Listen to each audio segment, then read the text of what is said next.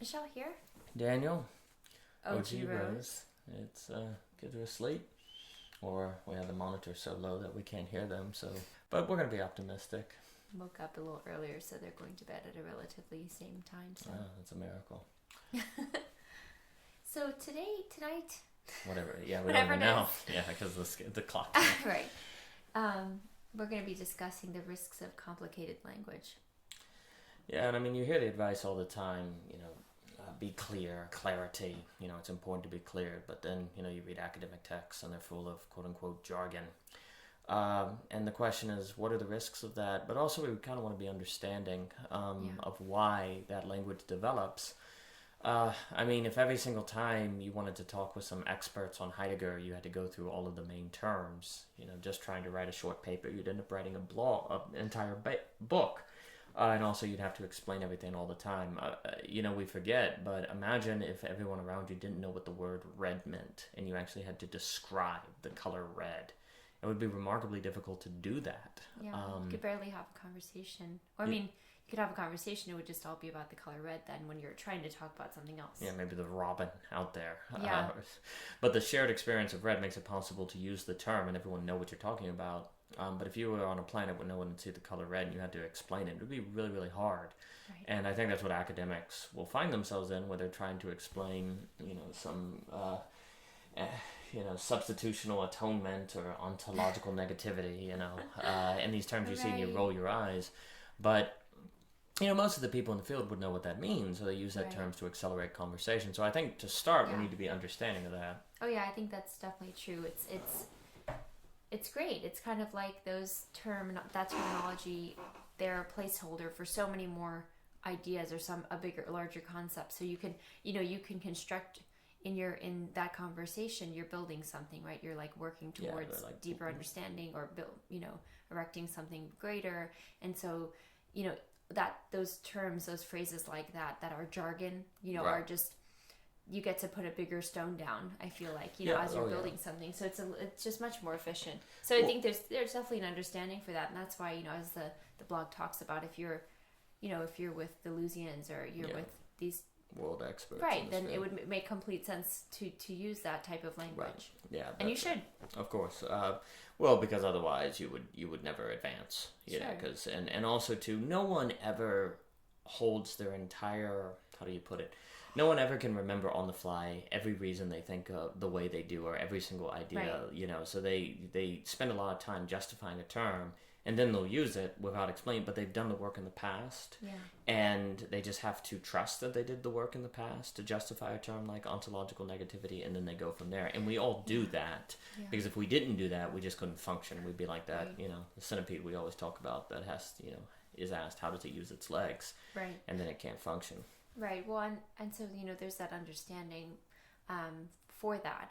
But I think as the blog kind of continues on, it's really trying to bring out the point that jargon can though be detrimental. Oh yeah, right. It can be. It really does sometimes block from yourself your own maybe loose grasp on what you're speaking about. Oh yeah. And maybe you do have a tight grasp on it, but it's very unclear. And then your reader, who may not be familiar with that jargon language terminology, is honestly, I feel like it just makes me think of kind of the classroom setting where you're almost made to feel like, oh, I should know this, but I don't understand. So they just must be right. Like they just must be, they must know what they're talking about. When truly the person, teacher, whoever it is, not to belittle them, but it's not as if they necessarily know. They may know, and likely they will know if they are an actual teacher. Right. But the point is that they might not. And if we're talking about our own selves and being self-skeptical, then we need to make sure we can say things in clear language, so that we know that ourselves know what we're talking about. Yeah, and I think often you hear the advice of being clear simply from the standpoint of making it so your readers can follow you. Right. And Pinker in his book A Sense of Style talks about the curse of knowledge, which is the curse of when you know what you're talking about, you forget what it's like not to know what you're talking about. So then you end up writing in a way that doesn't make sense. Yeah. But since you know what you're trying to say, you lose Yes. track of that. So, often the argument for clarity Mm-hmm. is used in terms of readership. But actually, another reason clarity can be important is because it's a test on yourself. Yeah, sure. You are testing yourself to make sure you know what you're saying. Mm-hmm. And it's perfectly fine to use the jargon language, but every now and then the technical language, to use a less loaded term like jargon, it's okay to use the technical, but you really do want to every now and then, if not often, if not constantly, make yourself not use the jargon and to speak clearly and fully in your writing so that you can test yourself to make sure you know what you're saying. Because if you don't, you may be think you're making points or making deep points or making ideas that actually aren't that deep. But since they're so hard to keep track of due to the jargon, they may strike you as profound, and they may easily could be profound, but without that test, you may actually stop halfway when you're on the road to a really big idea, or you may not actually realize your own weakness in your position. Yeah, that's a great point. I think too, it makes me think about outsourcing the meaning to these loaded to these terms. It makes me think about just putting the meaning in these placeholders, and yet if you were to actually define them or make them more clear, use more like layman's terms, what would it be saying, and would it make sense? It makes me think of like I've heard this term where it's like science is slow, logic is fast, where logic is something that we talked about this too, where logic with one of the other blogs that we were discussing with logic, right? How it's the universal language basically. Yeah. So I think there's something about that too, where you have the technical terms are great, and they can make a lot of sense to the people who can are in that field, but it's almost like if you're not, you're left feeling like, well, that's the expert terms, right? And again, there might be very, very valid, but it's just not necessarily broken down into what is easily understood, and then you can assume that it would be understandable, that like it's logical, that it's even intelligible, and it may or may not be. It might be, it might not be, and so you just can't assume that. And I think, like you said, the clarity is so there is so much about this idea of clarity is for the reader, but it's if not more important that you have that clarity too. The clarity is for yourself. Oh yeah, and and I think we all underestimate, and not outsourcing it to your jargon. Oh, absolutely. Well, I think we all overestimate how much of a grasp we have on words in general, when often we usually just have kind of a sense of what a word means, and we use it imprecisely, but it works well enough, so we use it. And so likewise, if even using terms like gigantic, I mean, we don't ever take the time to really define clearly what gigantic means versus big, but we have a sense of what it means. Well, if we do that with terms where we have kind of a pretty good idea of what it is, the average person does, well, my goodness, when we're using ontological negativity, or we probably have way more of a sense on it than a hard grasp than even we realize, and we give ourselves more credit than we should.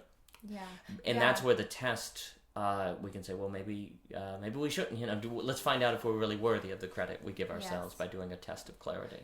It makes me think that, taking the technical language and then making it clear language, if you just want to use it, makes me feel like you're doing the Socratic dialogue with yourself. Oh, yes, that's good. Yeah. So I think if you do that, it's very important and very good, because, you're practicing the Socratic dialogue with yourself. Because you start to be like, well, what is substitutional atonement?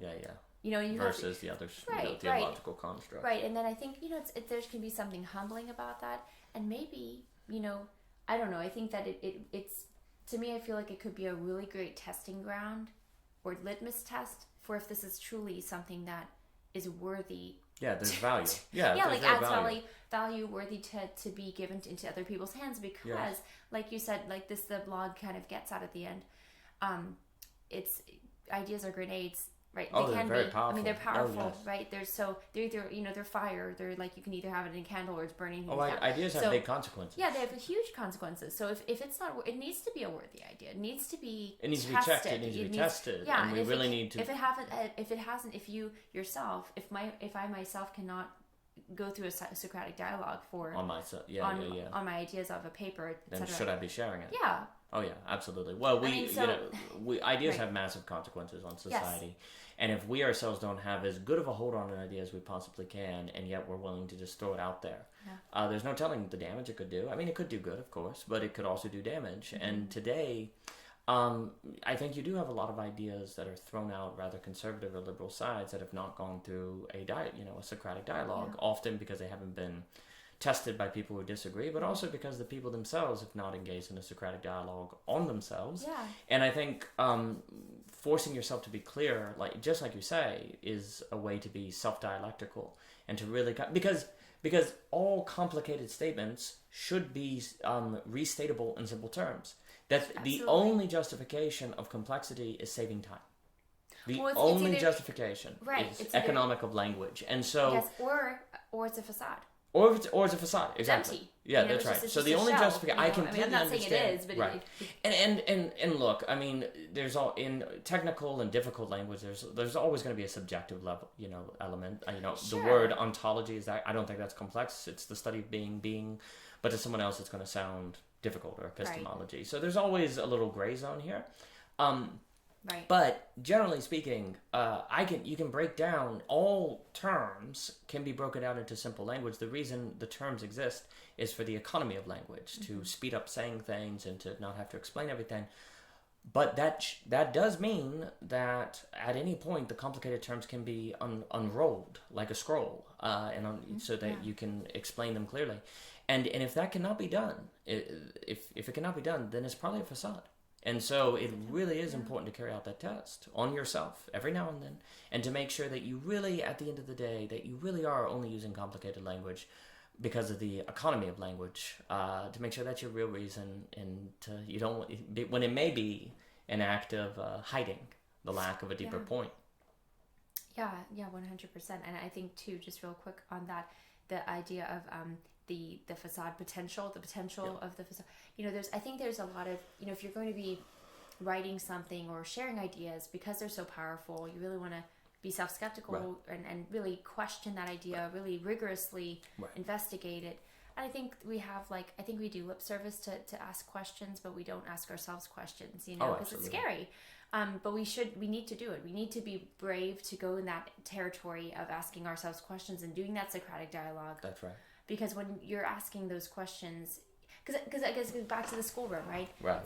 It can be very, we need to be okay with asking questions. I think that when you have all these, if you use the technical term, there can almost be this sense in which there is no place here for me to ask questions because I'm going to look stupid. Oh, well, that's very true. That with the technical language makes silence. It silences people. Right, and I think if you're the writer, I think you almost owe it to your readers to do to help to make them them feel invited. To make them feel invited, to do the work so they do the work too. Right. To do some work, not to do it all for them, but to be able to at least that they don't feel like there's a door closed in their face. I think you should make people feel like they can do it too. Yeah, and when absolutely. you've done it, you are setting the precedence, whatever that word is, for them to be able to do that. And so, don't. I think there's just a lot of assumption, like, oh well, I know what that means. Don't you know what that means when it comes to these terms? Right. And then it's like, well, what does it mean? And nobody wants to admit that nobody knows. We don't know. Well, and the other problem that happens is everyone has everyone has a sense of it, but there's slightly different senses. Yeah. That actually, once you build an entire system based on those slightly different senses, you can get a radically different worldview. And so, like the word freedom, I use freedom, and everyone who hears it has a sense of what it means. But it's not. They may not be identical, but they might be functional for them. But then everyone goes off and makes completely different civilizations, and that same logic then applies to some of the complicated terms you find in academic texts. And generally, we want to be skeptical of anything that keeps it's kind of rolled up. Like we talk about principles, we talk about assumptions, all these things, jargon, all these things kind of keep our way of thinking hidden, kind of rolled up.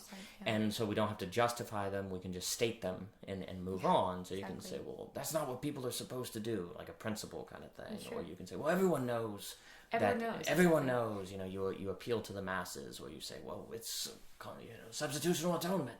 You know, all of these have a kind of silencing effect on people. That's what that happens a lot. That also keeps you from engaging in a dialectic on yourself. So you really do want to be careful and to avoid all. You just want to make sure that if you're using technical language, which you have to do every now and then, that you're not using it for the sake of silencing. The same, like, at the end of the day, you do have to ascribe to axioms and assumptions about the nature of reality and take a Kierkegaardian leap of faith just to function, because you can't know everything, but you also want to make sure that you don't then turn around and use that to silence people that disagree with you. Yeah. So anything that's going to shut down the discussion is a problem, and it's especially a problem because it makes you not have to carry out the Socratic method on yourself. Yeah. And the technical language, it makes me think a little bit of, you read this paragraph and it's like, say you're reading some technical language and you're like, I think this is brilliant. I don't exactly know what it means. Right. Like, I think there's a lot of feeling of, I think I know, but what are the ideas?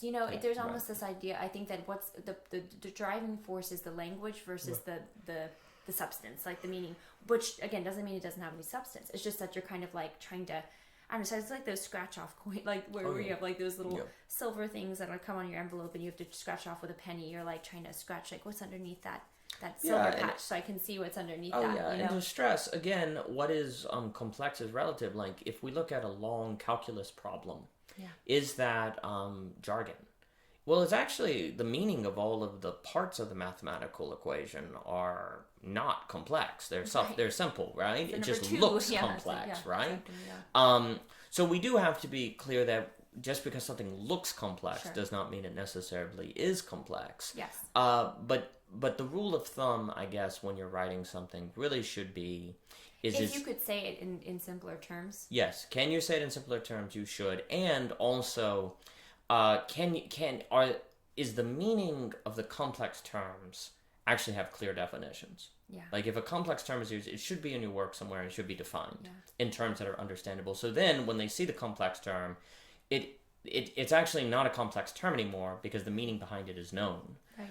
In the same way that you can see a scary cosine sign in mathematics and be like, what does that mean? But once you learn, it's actually not scary anymore. So I guess just almost a practical piece of advice is that if you're writing something and you use you find yourself having to use complex terms in it, just make sure somewhere in your work there is a clear definition of what that term means. Do not just use it and then just be like, well, they should know because everyone's read Deleuze. Everyone's read Hegel. So and that would just be some practical advice, I think. Right, and we're all about words and expanding vocabulary and the lexicon. So it's not but like I said, just include the definition. Make sure it's there. Make sure it's clear to yourself and others. Yeah, and I mean, you could get into a debate. Should we say blue instead of serline, right? Yeah, is serline overuse? Serious. Are we just trying to shrink our vocabulary even more? And then I think that gets into interesting where serline is a particular shade of blue, right? And one is using it in order to create beauty.